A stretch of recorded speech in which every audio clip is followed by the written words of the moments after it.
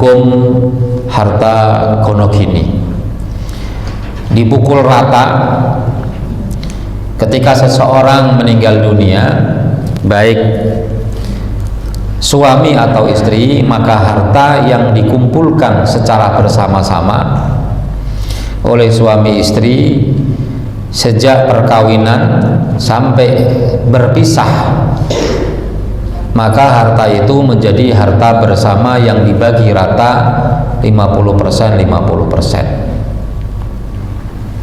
Baik berpisah ketika meninggal dunia atau berpisah ketika perceraian.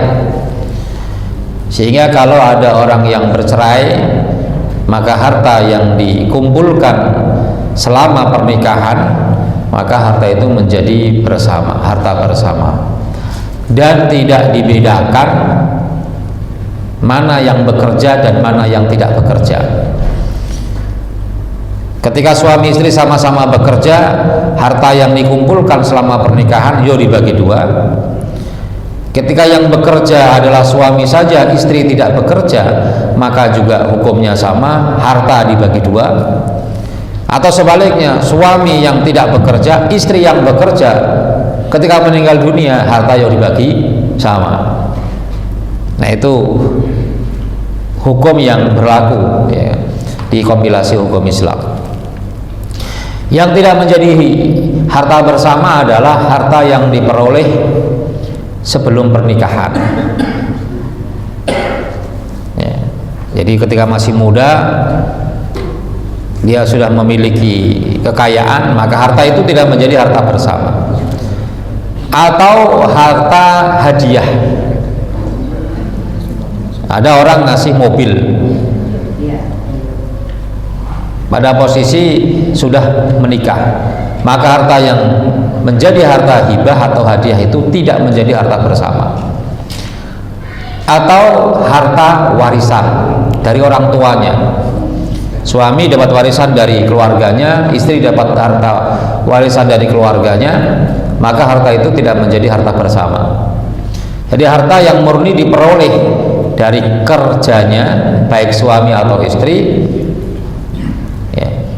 baik harta itu hasil perdagangan bersama, usaha bersama, atau dari pekerjaan ya, yang diperoleh dari pekerjaannya menjadi karyawan atau pegawai, maka itu menjadi harta gonogini. Jadi sehingga ketika nanti kita masuk aplikasi ini, maka kita ditanya berapa harta yang ditinggalkan, harta tirkahnya, semua total berapa, misalnya 100 juta ya kan? Maka hartanya setelah dikeluarkan untuk pengurusan jenazah, bayar hutang, kemudian wasiat, maka sisa hartanya itu sebelum diwaris dibagi dua terlebih dahulu ya. Kalau yang meninggal suami, 50% hartanya diberikan kepada istri, 50%. Kalau yang meninggal dunia adalah istri, maka 50% dari harta warisan itu diberikan suami. Udah Pak? Udah terkoneksi ke internet? Udah. Kemudian juga yang ketiga, aplikasi ini sudah saya lihat sempurna ya. Persoalan-persoalan yang rumit itu terjawab juga.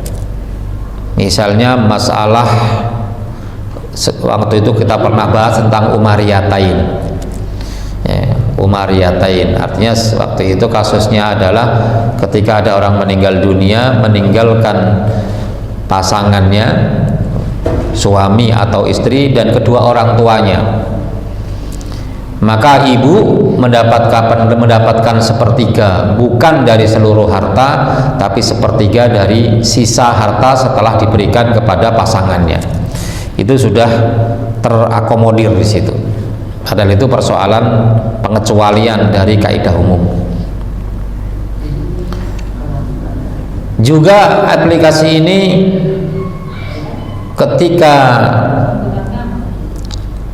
ketika ada hajib ahli waris yang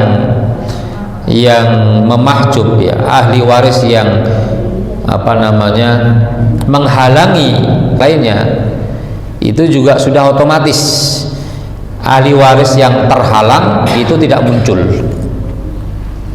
Jadi misalnya orang meninggal dunia meninggalkan anak laki-laki, maka secara otomatis tidak ada pertanyaan berapa saudaranya, berapa saudara laki-lakinya, berapa saudara perempuannya, bahkan yang lebih jauh keponakan, paman, sepupu, itu nggak ditanya. Kenapa? Karena keberadaan anak laki-laki menghalangi mereka semua, jadi nggak ditanya.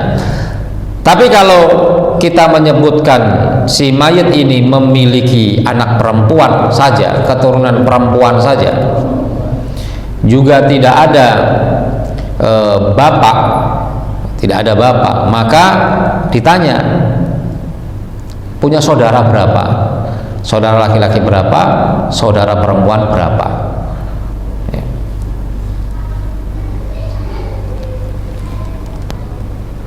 Kemudian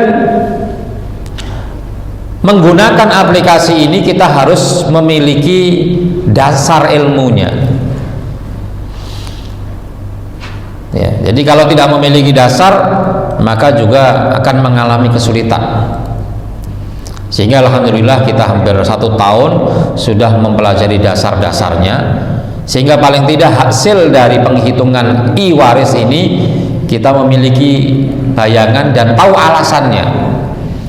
Kenapa ini dapat sekian, kenapa ini dapat sekian, kenapa yang ini nggak dapat. Sehingga penggunaan aplikasi ini kita didasari dengan ilmu, ya, tidak hanya taklid saja, tapi ada ilmunya, ya. Terjawab pertanyaan kita, alasan-alasan perolehan dari masing-masing ahli waris. Kemudian yang berikutnya adalah bahwa menggunakan aplikasi ini kita harus paham, ya, cara menyebutkan ahli waris. Ketika kita salah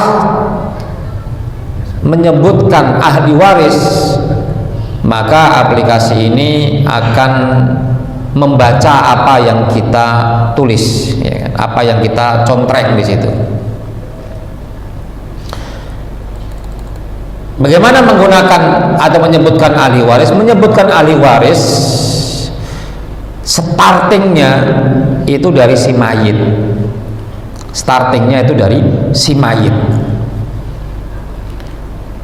Jangan dari kita yang masih hidup, kita yang menghitung, yang mengoperasikan.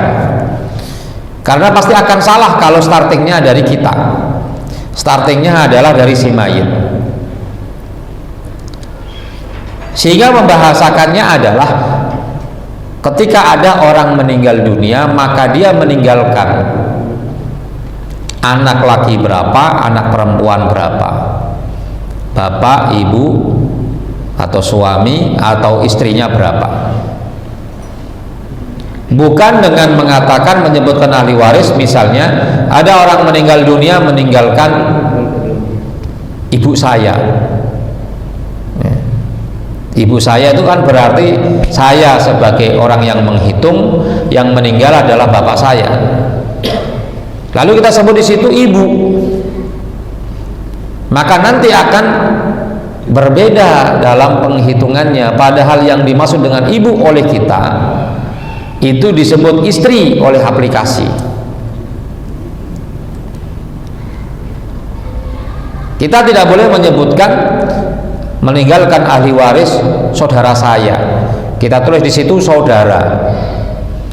I-waris membaca saudara saya itu adalah anak, ya kan? Adalah anak. Bapak saya meninggal dunia meninggalkan anak, bukan saudara saya. Jadi startingnya adalah si mayit.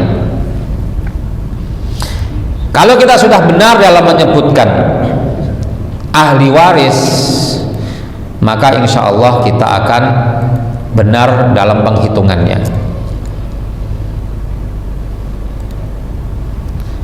Kemudian juga kita sudah pernah membaca, sudah pernah belajar tentang siapa saja yang menjadi ahli waris. Semua itu sudah diakomodir, ya.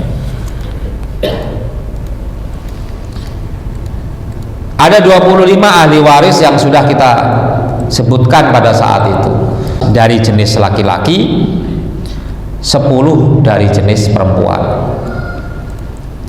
Insya Allah semuanya sudah ada, ya. Maka selain itu, yang bukan menjadi ahli waris, maka tidak akan disebutkan di situ, tidak ada. Sehingga pembagian warisan zawil arham, kerabat yang tidak menjadi ahli waris, itu tidak dibahas. Jadi aplikasi ini hanya membahas warisan, tidak membahas pembagian warisan yang tidak memiliki ahli waris, hanya memiliki zawil arham. Itu nggak ada di situ. Sehingga lagi-lagi kemudian kembali kepada penghitungan manual. Kalau tidak ada ahli waris, yang mewarisi adalah zawil arham. Zawil arham itu kerabat-kerabat, saudara-saudara yang tidak termasuk ahli waris. Seperti misalnya cucu dari anak perempuan. Cucu dari anak perempuan itu namanya zawil arham. Atau bibi dari ibu, kita punya ibu, ibu punya saudara-saudara. Paman dari ibu itu juga zawil arham. Keponakan perempuan dari saudara laki-laki, zawil arham. Keponakan dari saudara perempuan juga zawil arham. Itu tidak diakomodir, ya. Padahal di buku waris itu ada pembahasan tentang zawil arham. Syaratnya tidak boleh ada ahli waris yang mewarisi semua harta, ya. Karena ada ahli waris yang tidak bisa mengambil semua harta, yaitu ahli waris karena pernikahan suami atau istri. Suami itu bagiannya udah jelas, kalau tidak ada keturunan dia mendapatkan setengah. Setengahnya kemana, ya kan? Kalau ada ahli waris diambil ahli waris, kalau tidak ada ahli waris ke zawil arham. Nah, ini sudah terbuka, jadi bisa dibuka di internet, pakai Google bisa, iwaris.org.id. Di aplikasi Play Store juga ada.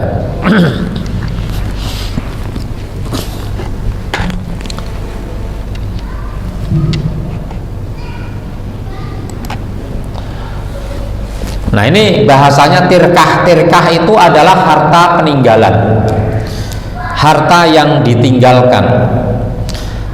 Sebagaimana kita ketahui, harta yang kita tinggalkan tidak selamanya berupa uang. Ini juga baru mengadopsi pembagian warisan berupa uang. Sementara barang, harta kekayaan berupa rumah, mobil dan semuanya tidak diakomodir, sehingga dia harus diuangkan, ya, ditaksir berapa harganya.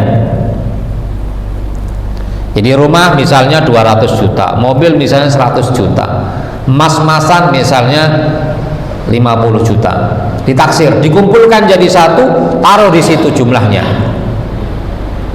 ya. Maka setelah dikumpulkan semua harta peninggalannya, kita tulis di situ. Kita misalnya kita tulis 500 juta, ya kan?